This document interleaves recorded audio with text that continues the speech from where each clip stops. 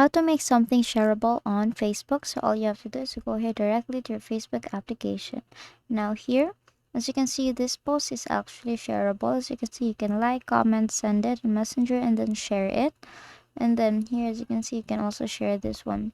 Now, to do or to make something shareable on Facebook, you have to create a content on it. So as you can see here, you will see what's on your mind, or you can just tap on the plus sign here, click on that, and create a post.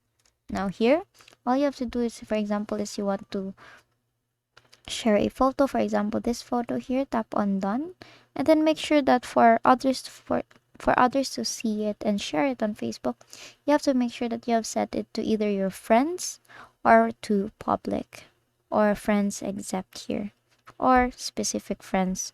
Any audience here except only me, because once you set it on only me, the only person that can share that post, or that can only see that post, is you. So you have to click on, say, public here, so anyone on or off Facebook can see it and basically share it too. And if you're done with that, tap on post here. Just wait for it to load.